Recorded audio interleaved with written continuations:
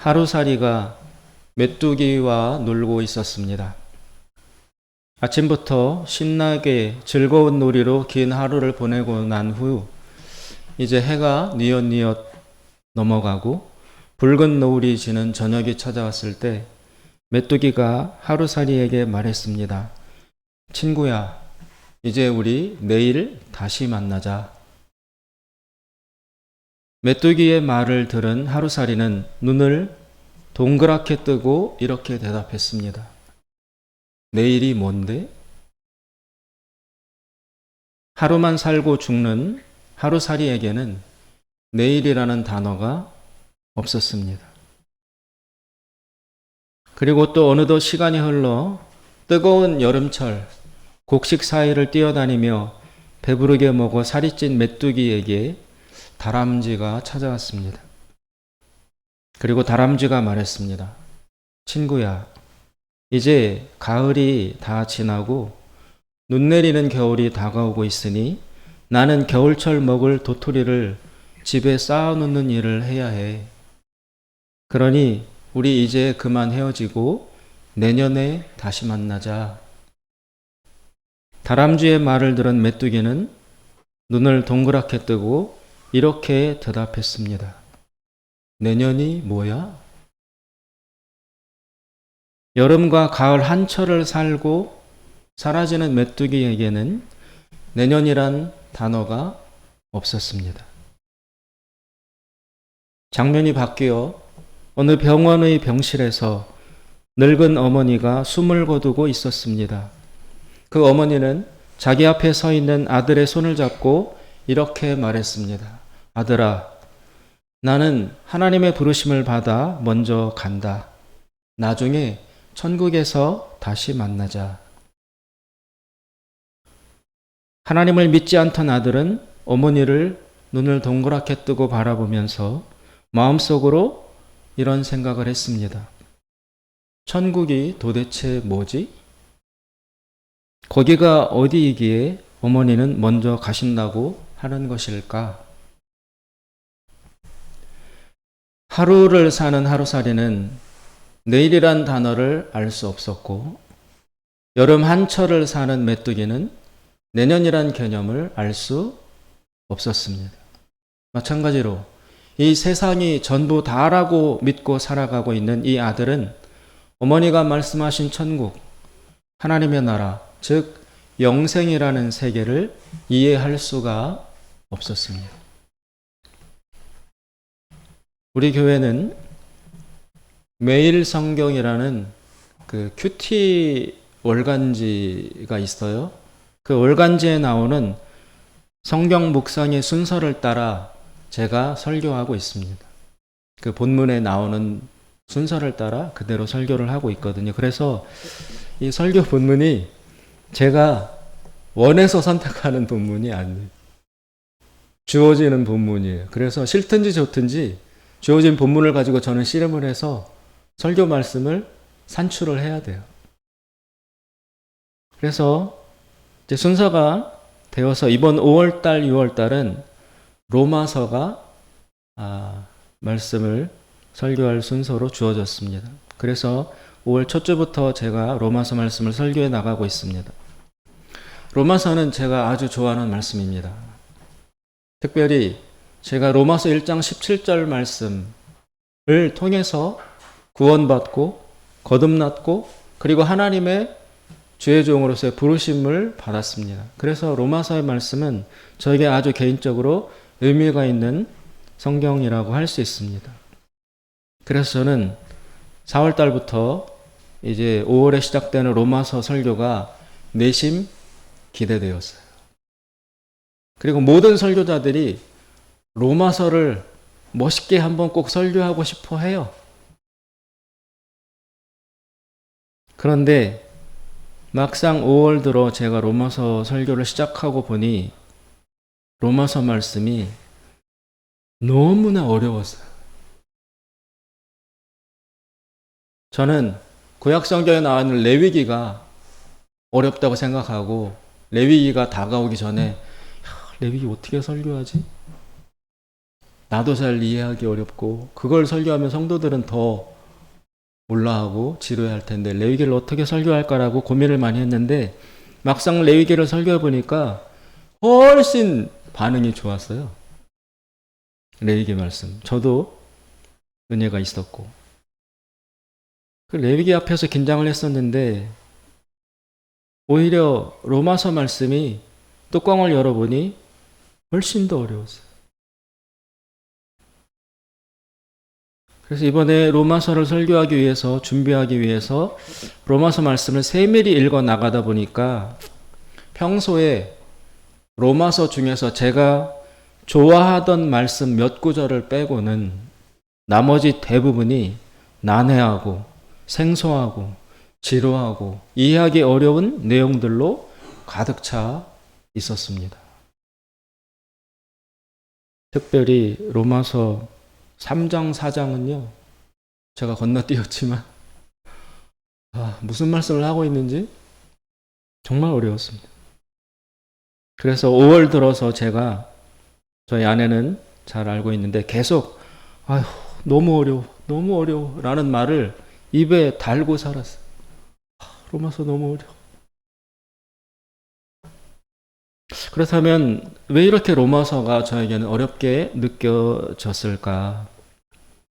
로마서를 읽으면 무언가 바울의 말은 모호하고 뜬구름 잡는 것 같이 느껴지고 그리고 바울과 저 사이에 어떤 엷은 막 같은 것이 쳐져 있어서 모든 것이 불투명하고 잡히지 않았었습니다. 그래서 저는 질문을 했습니다. 그 까닭은 무엇일까? 로마서는 바울이 쓴 서신 중에 고린도전서와 함께 제일 길어요. 16장으로. 그만큼 바울이 심혈을 기울여 쓴 편지라는 것입니다. 그리고 로마서를 읽다 보면 그리고 에베소서나 이런 걸 읽다 보면 바울이 막 자기 말을 하다가요. 흥분해서 예수님, 하나님 이런 단어가 나오면 자기 논리를 쭉 전개해 나가지 못하고 예수님 나오면 그 단어가 나오면 그때부터 막 정신없이 예수님을 찬양하는 말을 쫙 이어가요. 논리 중간에 자기 혼자 막 취해서 로마서에도 그런 분위기가 느껴지는데 그러나 저는 똑같은 말씀을 읽으면서 바울이 가진 감격과 감동과 막 이렇게 흥분하는 것 그런 것을 전혀 공감할 수가 없었습니다. 그래서 이런 의문을 가지고 성경의 여러 번역본과 그리고 기타 영어 성경 같은 것들을 제가 가지고 있는 것들을 다 동원해서 여러 권 같이 읽어보았습니다. 그런 작업을 여러 번 반복한 후에 비로소 어떤 사실을 발견하게 되었습니다. 바울과 저 사이에는 어떤 현격한 관점의 차이가 있었습니다. 바울이 보고 있는 방향과 제가 보고 있는 방향이 전혀 다르다는 것이었습니다. 왜 바울의 말씀이 모호하게 느껴지는가? 지금 바울은 영원한 삶을 바라보며 이야기하고 있어요. 반면에 저는 이 세상에서의 삶, 즉 여기 이곳 이 땅에서의 실존이라는 그 관점으로만 바울의 말씀을 바라보고 있는 것입니다. 바울은 영생을 바라보고 있습니다. 그래서 그는 기뻐하며 영광스러워하며 놀라워하고 있습니다. 그는 장차 하나님이 이루실 하나님 나라에서의 삶에 대해서 감격스러워하며 놀라고 있습니다. 그러나 저는 지금 여기서 이 땅에서 내가 살고 있는 이 실존적 공간에서 무언가 유익하고 나에게 기쁨이 되고 즐거움이 되는 것을 찾고 원하고 있다는 것입니다. 따라서 바울과 저 둘 사이에 접촉점이 형성될 수 없었던 것입니다. 서로 바라보는 관점이 다릅니다. 바울은 미래를 바라보고 있고 저는 지금 현재 여기에 집중하고 있는 것입니다. 따라서 서로 전망, 영어로 퍼스펙티브라는 것, 멀리 바라보는 전망이 둘이 일치하지 않아요. 그러다 보니까 바울의 말을 저는 이해하기가 어려웠던 것입니다. 아까 말씀드린 것처럼 하루살이는 하루만 살고 죽기 때문에 내일이라는 개념이 없어요. 메뚜기가 내일 만나자 하니까 내일 자체를 모르는 하루살이와 메뚜기 사이에 대화가 될 수가 없죠.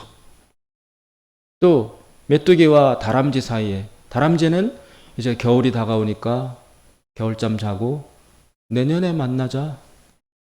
그런데 메뚜기는 이 가을을 마치고 사라져 없어지기 때문에 내년이라는 미래의 개념이 메뚜기에게는 없는 거예요. 그러니까 둘 사이에 대화가 이루어질 수가 없는 것이죠. 다람쥐가 아무리 말을 해도 메뚜기는 못 알아들어요. 그 세계가 없기 때문에.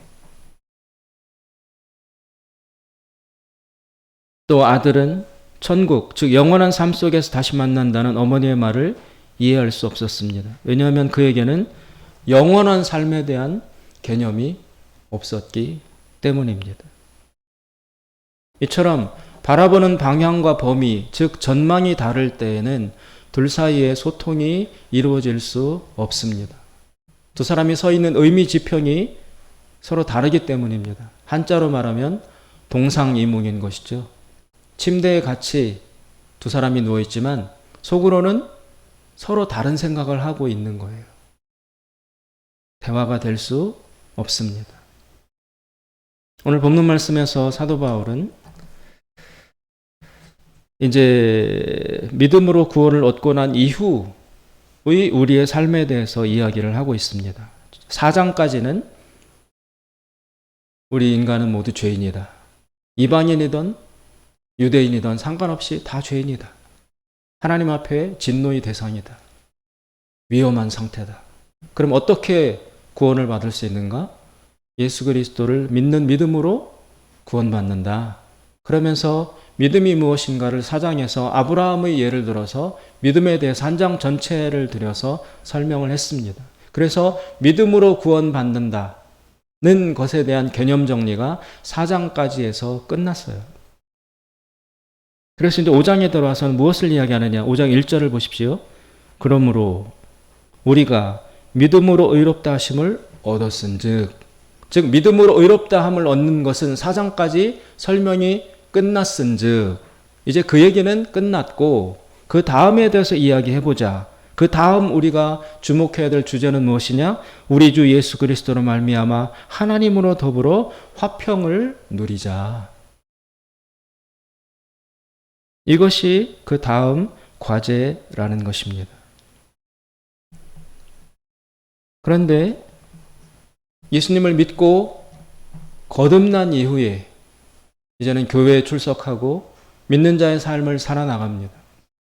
그런데 그 믿는 자의 삶 속에 항상 기쁨과 평안과 축복과 좋은 일만 찾아오는 것이 아니라는 것입니다. 믿는데도 고통을 당하고 믿는 자의 삶인데도 이해할 수 없는 일들이 찾아오고, 전 모태신앙이 아니거든요. 청년 때 교회에 나오기 시작했는데 전 예수님을 믿고 교회에 나오면 제 삶이 정말 평탄할 줄 알았어요. 그런 것을 기대하고 결심해서 드디어 교회를 나왔어요. 이제는 불행 끝 행복 시작이다. 그런 기대를 하고 교회에 나왔는데, 제가 교회 나오기 시작하고 난 이후에 저에게 닥쳐온 인생의 파도와 환란은 그 교회 나오기 전의 삶과 비교할 때 비교 불가능해요. 아예. 그 전의 삶은 약간 미풍이 불어왔다고 치자면, 예수님을 믿고 난 이후의 삶에 저에게는 핵폭탄 같은 태풍이 저희 삶에 몰려왔어요. 해체되고 공중 분해되었습니다. 그래서 이게 뭐지? 왜 하나님을 믿는데도 오히려 세상 하나님 없이 살 때보다 더 평안함이 없고 고통과 고난이 찾아오지라는 혼란에 빠졌었습니다. 바울도 지금 이제 믿음으로 예수님을 영접하여 하나님의 자녀가 되는 일, 그거는 끝났다. 4장. 그래서 이제 너희들에게 믿음의 삶이 시작이 된다. 그러나 너희들 삶에 평탄함만 찾아오는 것이 아니지 않느냐. 너희들에게 닥쳐오는 고난과 고통을 어떻게 이해해야 하겠느냐를 설명해 주고 있습니다. 그것이 바로 3절, 4절에 나옵니다. 3절, 다만 이뿐 아니라 우리가 환난 중에도 즐거워하나니 이는 환난은 인내를, 인내는 연단을, 연단은 소망을 이루는 줄 알미로다. 너에게 찾아오는 환난, 고난, 그것 때문에 당황스러워하지만 그러나 그 환난과 고통은 분명히 의미가 있다라고 바울이 선언하고 있습니다. 고난 때문에 혼란스러워하고 있는데 왜 하나님을 믿는데도 이런 일이 찾아오느냐고 괴로워하고 있는데, 그러나 흔들리지 말라. 너희들에게 찾아온 고통과 괴로움, 그것은 무의미한 것이 아니라 반드시 의미가 있다라고 바울이 확언하고 있습니다. 내가 자신 있게 말하는데 너희들에게 다가온 고난, 그 고통은 쓸데없는 것이 아니고 분명히 의미가 있고 중요한 것이다. 내 말을 믿어라 라고 바울이 확증해 주고 있습니다. 그러면 환난이 왜 즐거운 일인가? 환난 중에 왜 즐거워해야 되는가? 바울의 3절 4절 논리를 따라가 보면 환난은 첫째 인내를 만들어내고, 인내는 연단을, 즉 성품과 인격을 만들어내고, 그리고 그렇게 빚어진 인격과 성품은 마침내 소망을 이루게 되기 때문에 그렇다. 바울의 논리는 그렇습니다. 이 고난은 고난으로 끝나지 않고 우리를 파괴시키는 것으로 끝나지 않고 소망을 완성하게 된다 라고 설명하고 있습니다. 그런데 단순히 이 말씀만 읽어서는 바울이 가지고 있는 소망에 대한 확신과 감격이 우리에게 그대로 전달될 수가 없습니다. 바울은 무엇을 가지고 있기에 이렇게 확신하는 말을 할 수 있을까요? 바울은 지금 환난 중에도 기뻐할 수 있다고 말하지만 우리는 반문합니다. 환난 중인데 어떻게 즐거워할 수 있느냐? 바울과 우리 사이의 차이점은 바로 이 소망의 여부에 있습니다. 바울은 이렇게 믿습니다. 하나님께서 이 환난을 사용하셔서 결국에는 엄청난 소망을 완성하고 이루실 것이다. 그것을 바울은 믿고 있습니다. 그 믿음이 있습니다. 그래서 기뻐합니다. 그러나 우리는 그런 소망이라는 긴 전망을 가지고 있지 못해요. 하루살이가 오늘 하루만 생각하는 것처럼, 메뚜기가 오늘 이번 여름 한철만을 생각할 수 있는 것처럼 우리는 이 땅에서의 삶, 그리고 지금 여기에서의 행복, 평안, 축복, 기쁨, 문제 해결, 질병 치유, 이것만 우리는 집착하고 있기 때문에 지금 닥쳐온 이 괴로움, 이 질병, 이 고통, 여기에서 벗어나는 것, 그것이 나에게 가장 중요한 문제로 여겨지고 있기 때문에 이것을 넘어서서 이 지금의 고통이 장차 무언가 아름다운 것을 만들어낼 수 있을 것이라는 긴 전망과 소망을 우리는 가지지 못하는 것입니다. 그래서 고통스러워할 뿐입니다. 그러나 바울은 믿는 자에게 닥쳐오는 모든 고난은 반드시 의미가 있다고 주장합니다. 왜? 하나님이 그 고난을 사용하셔서 우리를 반드시 영광스럽게 만드실 것이기 때문입니다. 그러면 그 소망의 완성은 도대체 언제 된다는 것인가? 여기에 바울과 우리 사이에 결정적 차이가 있습니다. 바울은 그 소망의 실현이 장차 하나님 나라에서 이루어질 것임을 바라보고 있습니다. 그러나 우리에게는 죽음 이후에 우리에게 찾아올, 우리가 들어가게 될 하나님 나라, 천국에 대한 전망과 소망이 없거나 현저히 부족합니다. 그래서 로마서를 읽어도 바울의 말이 와닿을 수가 없는 거예요. 바울은 로마서 8장 24절에 이렇게 이야기합니다. 보이는 소망은 소망이 아니다. 그러면서 또 덧붙여요. 누가 보이는 것을 소망하랴? 기가 막힌 주장입니다. 우리는 다 보이는 것을 소망해요. 좋은 집, 좋은 차, 가족의 평안, 승진, 물질의 축복, 다 이 땅에서 보일 수 있는 것을 다 소망합니다. 하나님 앞에 나오는 사람들도, 믿음의 사람들도, 기도하는 사람들도 사실은 대부분이 그런 것을 구하고 있어요. 사실 아닙니까? 하나님 앞에 나올 때 그런 것을 구하고자, 얻고자 하나님 앞에 나온다는 것입니다. 그런데 바울은 거기다 대고 보이는 것은 소망이 아니야. 소망 축에도 못 껴. 누가 보이는 것을 소망하니? 적어도 소망이라면 안 보이는 것을 소망해야지. 그럼 바울이 말하는 그 안 보이는 소망은 무엇인가? 이 땅에서의 형통과 행복, 그것이 아니라는 것입니다. 보이지 않는 세계, 즉 하나님 나라, 우리가 들어갈 천국, 영원한 삶, 영생, 그 먼 거시적인 안목을 바울은 바라보면서 거기에서 이루어질 너희들의 변화와 영광, 그 풍성함, 그것을 너희는 모르고 있느냐? 안타까워하면서 반문하고 있는 것입니다. 그래서 바울이 보는 큰 관점, 바울은 이 자신의 편지, 로마서나 자신의 편지들을 쓸 때 여러분, 우리와 똑같은 이렇게 동대동의 관점에서 오늘 내일 먹고 마시고 무엇을 입을까, 무엇을 먹을까, 그리고 좋은 집, 좋은 차, 우리 자식들의 결혼 잘하고, 우리는 이런 관점으로 있으면 바울은 그게 아니에요. 전 우주적인 관점, 그리고 지금이 아니고 미래, 영원한 삶, 죽음 넘어서까지 영원히 이루어지게 될 그 세계를 바울은 바라보며 그렇게 이야기를 하고 있어요. 그러니 우리는 이것밖에 모르는 바울과 이 큰 거를 얘기하는 우리와 바울 사이에 대화와 이해가 이루어지기 어려운 것입니다. 그래서 바울의 말씀이 어렵게 느껴지는 것입니다. 바울은 확고부동하게 지금 세상이, 우리가 살고 있는 여기가 절대 끝이 아니다. 반드시 다음 세계, 즉 하나님 나라, 영생의 차원이 우리에게 주어질 것이라고 확신하고 있습니다.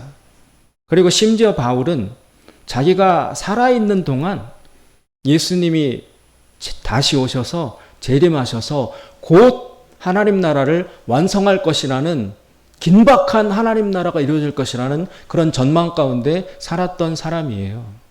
그러니 바울에게는 하나님 나라가 아주 언제 이루어질지 모르는 훗날의 얘기가 아니고, 내가 살아있는 동안에 조만간도 예수님이 오실 거야. 그래서 하나님 나라를 완성할 거라는 긴박한 종말의식 속에 살았던 사람이기 때문에 바울은 그걸 너무 절실히 실질적으로 하나님 나라를 느끼고 있어서 이 세상을 가치평가를 달리할 수 있었던 것입니다. 바울의 이 관점이 신빙성에 있는 이유가 여러 가지가 있습니다. 고린도후서에 보면 바울이 이렇게 이야기합니다. 나는 3층 천에도 올라간 적이 있다. 3층 천이 무엇이냐면 셋째 하늘이라고, 유대인들이 하나님이 계신 영적 세계를 셋째 하늘이다라고 유대인들은 일컬었어요. 그러니까 바울은 어떤 영적인 계시와 체험, 그런 속에, 영적 체험 속에 하나님이 계신 하나님 나라와 천국, 그곳에 올라갔다 온 적이 있는 사람이에요.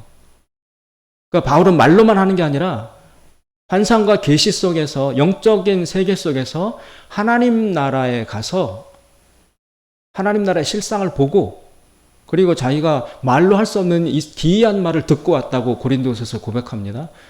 하나님의 계획과 이 세상이 어떻게 될 것인지, 이런 영적인 영원한 진리를 거기서 보고 듣고 온 사람이기 때문에 보는 관점이 우리와 현저히 달라요. 그래서 그 보고들은 그 넓은 차원을 전제로 해서 바울은 이야기를 하고 있어요. 우리는 하루살이 같이 오늘, 지금 당장. 그러니 바울의 감격을 이해하기 어려운 것입니다. 현대의 교회가 잃어버린 결정적인 요소는 바로 이 천국에 대한 소망입니다. 하나님 나라에 대한 소망입니다. 믿는 자들 역시 관점이 다 이 세상 안에 갇혀 있어요. 죽음은 언제 생각하느냐? 가족 중에 누군가 장례가 치루어질 때 그때 잠깐 죽음을 생각하고 그때 위로 삼아 나중에 다시 만나 천국에 가셨어 라고 할 뿐 진짜 내 삶을 계획하며 바라볼 때 천국이라는 영역을 정말로 의식하고 정말로 생각하면서 거기를 바라보고 지금의 삶을 살고 있는 사람은 너무나 드뭅니다. 그래서 이 현대 교회가 무력하고 무능한 것입니다. 교회는 여러분 모름지기 교회가 해야 하는 일은 여러 가지가 있어. 봉사도 해야 되고 구제도 해야 되고 여러 가지가 다양해요. 사랑도 해야 되고. 그런데 그런 거를 다 제치고 교회가 해야 될 핵심 모든 것을 포기하고 교회가 한 가지만 해야 된다 라고 물어본다면 그때 교회가 해야 될 절대 포기해서는 안 되는 그 한 가지 그 일이 무엇이냐 하면 바로 천국이 있다는 것을 확신하고 알리는 것입니다. 사람들아, 여기가 끝이 아니야. 이 세상의 삶이 결코 다가 아니야. 반드시 영생이 있어. 성경은 여러분 오히려 기독교는 예수님은 왜 오셨고 성경을 왜 주셨는가? 바로 이 천국이 있고 다음 생이 있고 영생이 있다는 것을 전혀 모르고 깜깜하게 이 세상에서만 속해 살아가는 사람들에게 천국이 있다. 하나님 나라가 있다. 영생이 있다는 것을 알려주기 위해서 예수님은 오신 것이고 성경을 주신 것이고 교회를 만들어 놓으신 것입니다. 교회가 그것을 포기한다면, 교회가 그것을 잃어버린다면, 교회가 그것을 알리지 않는다면 사실은 교회라고 할 수도 없어요. 침묵단체? 그런데 지금의 교회는 그 분명한 사실을 까맣게 잊어버리고 교회가 사람들의 현재의 필요, 감정적인 위로, 현재의 문제 해결, 그것을 해주는 기관으로 사실은 전락해 있는 것이죠. 그러니까 교회가 힘을 못 쓰는 것입니다. 구약성경 요엘서에 보면 요엘이라는 선지자가 이렇게 예언했어요. 말세에 마지막 때에 하나님께서 성령을 보내주시면 이런 일들이 일어날 것이다. 청년들은 환상을 보고 자녀들은 예언을 할 것이다. 그리고 그 다음에 무슨 말이 나오는지 압니까? 늙은이가 꿈을 꿀 것이다 라고 요엘은 예언합니다. 성령이 임하면 자녀들이 예언하고 청년들이 환상을 보고 마지막에 늙은이, 노인들은 꿈을 꿀 것이다라고 예언합니다. 여러분, 늙은 사람이 무슨 꿈을 꿀 게 있을까요? 외람 때지만 저도 제 나이가 돼 보니까 접어야 될 게 너무 많아요. 무슨 제가 새 일을 시작할 수 있겠습니까? 얼마 안 남았는데 이 세상에서 삶이 지금 무슨 꿈을 꾸겠어요? 하던 일이나 잘 마치는 그게 중요하지. 그런데 분명히 성경은 분명히 늙은 사람이 노인이 꿈을 꾼다라고 확고부동하게 못 받고 있습니다. 그러면 노인은 꿈을 꾼다면 도대체 무슨 꿈을 꿀까? 영어 공부를 다시 한다? 대학에 다시 가고 회춘을 해서 결혼을 다시 하고? 불가능합니다.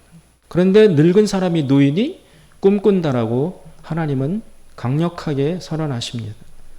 이 늙은 사람이 꿀 수 있는 꿈은 무엇일까요? 성령을 받았을 때 늙은이 노인들이 꿈을 꿀 때 무슨 꿈을 꿀까요? 무슨 비전을 가질 수 있을까요? 그것은 노인들이 꾸는 꿈과 비전, 미래는 이 땅에서의 삶이 아닌 거예요. 천국에서의 삶, 영원한 삶, 하나님 나라 영생, 거기에서 이루어질 영광스러운 미래를 비로소 의식하고 그거를 바라보며 소망을 가지기 시작한다는 것입니다. 노인들은 이 세상에서의 시간은 남아있지 않습니다. 그러니까 그들에게 이 세상에서의 미래는 없습니다. 그러면 어디에서 그의 미래를 펼쳐나가겠는가? 하나님 나라에서. 천국과 영원한 영생의 삶에서 밖에 이들의 삶은 펼쳐져 나갈 수 없습니다. 따라서 성경이 분명히 이야기하고 있는 그 영원한 삶, 늙은이가 바라보고 소망을 가질 수 있는 그 영생의 삶, 이것이 우리에게 남아있기 때문에 바울은 오늘 환난 중에도 즐거워할 수 있다. 환난은 인내를, 인내는 연단을, 연단은 그 소망을 이루어 낼 것이기 때문이다. 라고 우리의 좁은 인생 전망을 영원한 관점으로 넓혀주고 있습니다. 사랑하는 여러분, 우리에게 고난이 닥쳐올 때, 환난이 닥쳐올 때, 그리고 치명적 질병이 찾아와서 아무리 오랫동안 기도해도 고쳐지지 않는 그런 환경 가운데 처해 있는 그리스도인들이 많습니다. 제가 아는 사람 중에도 많습니다. 정말 그들이 수십 년 기도해 왔는데도 변화가 안 일어나요. 그럼 이분들은 어떻게 된 거예요? 하나님이 버린 겁니까? 아니면 진짜 기도해도 못 얻는 것은 믿음이 없어서이기 때문에 이들은 믿음이 없기 때문에 응답받지 못하는 것입니까? 그렇지 않습니다. 오히려 이 땅에서 환난을 많이 당하는 사람일수록 천국에 더 영광스러운 위대한 삶이 준비되어 있을 것이 확실합니다. 부자와 나사로에 비유해서 부자는 떵떵거리고 살고 나사로는 그 집 대문에 누워서 떨어지는 음식이나 주워 먹는 그런 거지였어요. 근데 죽고 난 다음에 나사로는 천국에 가서 아브라함의 품에 안겨 있고 부자는 지옥에서 물 한 방울 얻지 못하는 고통 때문에 헐떡이고 있습니다. 그때 부자가 물었습니다. 왜 이렇게 됐습니까? 왜 나사로는 천국에서 아브라함의 품에 안겨 있고 나는 여기 와 있는 겁니까? 그때 아브라함이 대답합니다. 예, 너는 땅에서 살 때 많이 누렸고 나사로는 그렇지 못했기 때문이다. 이 땅에서의 환난과 고통, 단지 그것만을 보고 저 사람은 복을 못 받았어. 하나님께서 버린 사람이야. 저 사람, 저 집은 믿음이 없어. 기도해도 안 돼. 그렇게 함부로 여러분 속단하지 마십시오. 이 땅에서의 연단은, 이 땅에서의 환난과 고통은 반드시 그것으로 끝나는 것이 아니라 천국에서의 더 영광스럽고 위대한 삶을 반드시 만들어 낼 것입니다. 그래서 우리는 환난 중에도 낙심하지 않고 포기하지 않고 기죽지 않고 즐거워할 수 있는 것입니다. 이것이 환난과 고통과 고난을 이겨낼 수 있는 그리스도인들의 위대한 믿음의 힘인 것입니다. 사랑하는 여러분, 이 세상에서의 삶만 바라보며 살면 그야말로 어리석은 사람입니다. 바울도 말하지 않았습니까? 야, 이 세상이 전부라면 나같이 비참한 사람이 어디 있겠느냐? 우리같이 진짜 바보같이 속는 사람이 어디 있겠느냐? 그런데 우리는 왜 이런 고통과 고난을 바울은 감수하느냐? 미래가 천국이 있기 때문에, 그때 가서는 달라질 것이기 때문에 나는 지금의 고난을 기꺼이 감수한다 라고 고백을 했습니다. 우리의 믿음의 눈을 넓고 길게 펴서 반드시 천국이 있다, 하나님 나라가 있다, 영생이 있다, 그곳에 들어갈 수 있는 준비를 지금 해야 한다 라는 관점을 꼭 회복해야 합니다. 그런 사람에게 성경은 다시 보일 것이고 하나님 말씀은 다시 새롭게 이해되기 시작할 것입니다. 말씀으로 우리는 승리할 수 있습니다. 기도하겠습니다. 자비로우신 하나님 아버지, 믿음으로 의로움을 받은 이후 우리에게 이 삶이라는 과제가 주어졌습니다. 하나님 아버지, 이스라엘 백성이 애굽에서 나온 후에 광야의 길을 반드시 걸어간 후에 가나안에 들어갈 수 있었던 것처럼 우리도 예수님을 영접하여 믿음으로 구원받고 난 이후에 이 인생이라는 광야의 길을 걸어간 후에야 하나님 나라에 들어갈 수 있음을 기억하게 하여 주시옵소서. 그래서 이 광야의 땅에서 때로 고난이 환난이 닥쳐올 때에도 이 고난이 오히려 우리를 빚어 가나안 천국의 땅에 합당한 영광스러운 사람으로 만들어줄 것이라는 소망을 붙들게 하셔서 환난에 굴하지 아니하고 고통에 무너지지 아니하고 끝까지 믿음으로 승리하는 우리 모두가 되게 하여 주시옵소서. 하나님께 감사드리며 예수님의 이름으로 기도드리옵나이다. 아멘.